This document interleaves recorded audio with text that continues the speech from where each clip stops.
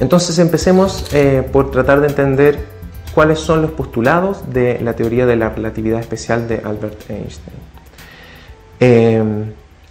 Son los postulados que se plantearon en el paper original de 1905. Son dos postulados muy simples, pero cuando se toman en serio y se buscan las consecuencias de estos postulados, se llega a una teoría realmente muy interesante y muy novedosa. El primer postulado dice lo siguiente: es el principio de relatividad, nuevamente, con la diferencia que es un principio de relatividad más general que el de Newton. Dice así: todas las leyes de la física son las mismas en todos los marcos de referencia inerciales. La única diferencia con respecto al principio newtoniano de relatividad es que aquí estamos hablando de todas las leyes de la física, en cambio Newton estaba hablando solamente de las leyes mecánicas. Lo que dice Einstein es: supongamos que cualquier experimento de física, sea de mecánica, sea de electromagnetismo, sea de lo que sea, debe ser equivalente en cualquier sistema de referencia inercial. Mientras vaya a velocidad constante y uniforme en línea recta, todas las leyes de la física se cumplen igualmente. Ese es el primer postulado. Y el segundo postulado es uno muy controversial, que es el originador principalmente de casi todas las consecuencias poco intuitivas de la teoría de la relatividad, que es la constancia de la velocidad de la luz.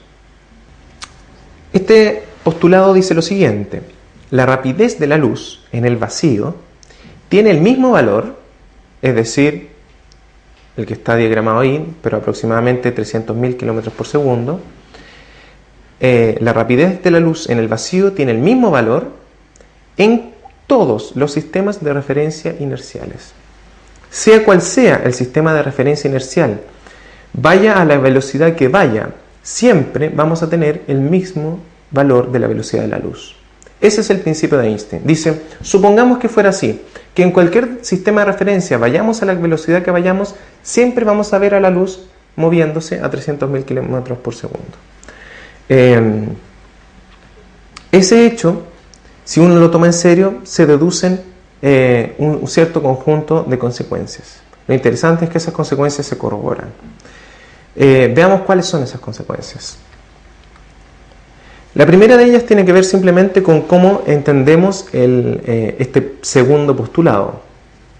Normalmente, si va, por decirlo así, la transformación de Galileo, la transformación estándar de Galileo, podemos imaginárnosla intuitivamente como la velocidad de un automóvil que va a 100 km por hora. Si va otro automóvil a 120 km por hora, desde el punto de vista de alguien que está en la carretera, desde el auto se va a ver el otro auto a 20 km por hora. Y desde este auto, del auto rápido al auto lento, se va a ver este a menos 20 km por hora, yéndose en sentido contrario. Sin embargo, desde el sistema de referencia de la carretera, de una persona que está parada en la carretera, uno iría a 100 y el otro iría a 120. Esto también significa lo siguiente: si una persona va a 100 km por hora y lanza una piedra hacia adelante con 20 km por hora, una persona que esté en la carretera en reposo va a ver a la piedra moverse a 120 km por hora. Simplemente es la suma propia de las transformaciones de Galileo. Sin embargo, ¿qué es lo que dice el principio de Einstein?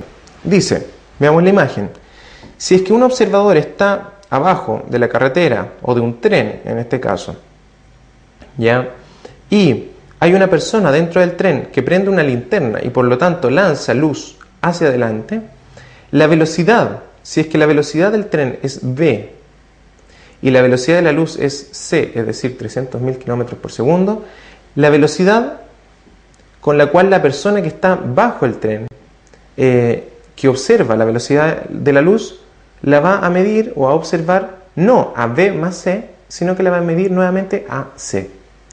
Es decir, no se cumple la transformación de Galileo, ¿ya? La velocidad a la cual ve un observador en reposo la luz va a ser c, aun cuando la luz provenga de un observador que está moviéndose con velocidad v, y ese observador también va a observar la velocidad de la luz siendo 300.000 kilómetros por segundo, es decir, el valor de c. Eso ya es bastante poco intuitivo con respecto a lo que nosotros pensamos, ¿cierto? Si es que el observador ya iba a una velocidad v y lanza algo con una velocidad c, debería esta persona que está afuera verla a una velocidad v más c. Y eso es negado según el principio de la constancia de la velocidad de la luz. Entonces, Einstein llega a la siguiente conclusión. En primer lugar, llega a la conclusión de que la simultaneidad de los eventos es algo relativo. Veamos qué significa esto. En este diagrama tenemos el mismo tren anterior moviéndose a una velocidad v hacia la derecha. Vamos a llamar O al sistema de referencia que está en reposo y O' al sistema de referencia que está en movimiento. Imaginémonos que cuando el tren va pasando por el punto A' y B', es decir, A' y B' son los extremos del tren y A y B son dos puntos que coinciden exactamente con el tamaño de este vagón, y cuando pasan A' por A y B' por B ocurren dos rayos de luz o dos explosiones, ¿ya? Cualquier evento que genere la propagación de luz, ¿ya? Desde el punto de vista del observador que está en la estación, es decir, que está en reposo, desde su propio punto de vista, los dos rayos de luz van a llegar, si es que él se centra entre A y B, van a llegar al mismo tiempo, ¿ya? Y van a llegar el rayo de luz desde A y desde B en el mismo momento. Sin embargo, el observador que está al centro del vagón, pero que se va moviendo con velocidad v, va a ver el rayo de luz primero proveniente de B' y después proveniente de A', ¿ya? ¿Por qué? Porque se va acercando a la fuente de luz y la luz, pensemos que es un objeto físico, podemos imaginárnoslos como piedras, simplemente esa misma piedra tiene que pasar primero por O' y después por O, ¿ya? Y por lo tanto la luz va a ser, según el sistema O', va a llegar antes desde B' y después va a llegar el rayo desde A'. ¿Qué es lo que pasa? Cuando ellos se pregunten por si acaso los dos eventos fueron simultáneos, el observador O va a pensar: yo mido la velocidad de la luz que proviene de B y la velocidad de la luz que proviene de A y son exactamente la misma, 300.000 kilómetros por segundo. Y O sabe que la distancia entre él y A y él y B es exactamente la misma porque está al centro de los dos valores. Por lo tanto dice, bueno, como me llegaron juntos los dos rayos de luz van a la misma velocidad y las distancias que recorrieron son exactamente las mismas, debo suponer que los dos rayos de luz partieron simultáneamente. Como partieron simultáneamente, llegaron en el mismo momento. Sin embargo, ¿qué pasa con lo que diría el observador O'? Es decir, el observador que está en el vagón, en el medio del vagón. En el medio del vagón, el observador O' también mide que la distancia entre los dos extremos del vagón es la misma. Y según el principio de constancia de la velocidad de la luz, según él, debe ir a la misma velocidad tanto el rayo de la derecha como el rayo de la izquierda.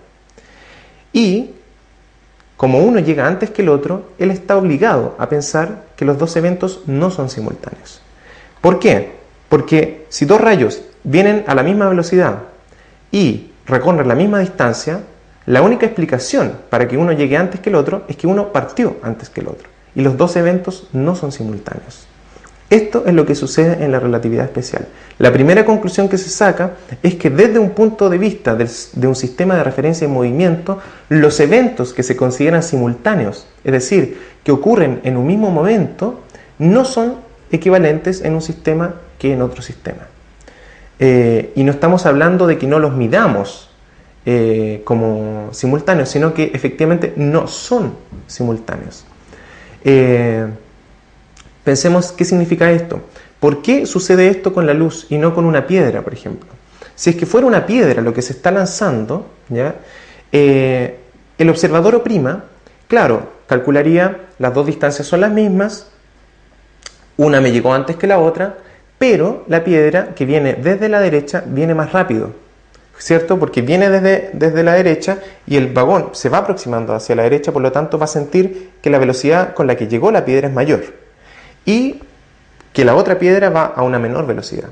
Entonces él explica, no es que no sean simultáneos los eventos, sino que simplemente una viene más rápido que la otra. Sin embargo, por el principio de constancia de la velocidad de la luz, en el caso de la luz, él no puede concluir eso, porque la velocidad de la luz se mide siempre igual en los dos casos. Eso muestra precisamente por qué esta conclusión tan fuerte proviene precisamente del supuesto de la constancia de la velocidad de la luz desde cualquier sistema de referencia. Esto tiene implicancias muy fuertes, incluso para nuestra visión ontológica o metafísica de la realidad. Pensemos, por ejemplo, la visión de San Agustín, un filósofo medieval, dice, ¿qué es lo que existe? ¿Ya? Y él lo dice en un sentido que podríamos entender todos muy intuitivamente. ¿Qué es lo que existe? Lo que existe es todo lo que está en el presente. El presente existe, el futuro no existe, aún no existe, y el pasado ya existió, pero no existe ahora. Existir es todo, existe todo lo que está en el presente, es decir, todos los eventos simultáneos a ahora. Sí, y ocurre que cada sistema tiene un conjunto de eventos que son simultáneos muy distintos entre un sistema y otro. Lo que es simultáneo para un sistema de referencia no es simultáneo para otro sistema de referencia. Eso significa que lo que existe para un sistema de referencia no sería lo que existe para otro sistema de referencia.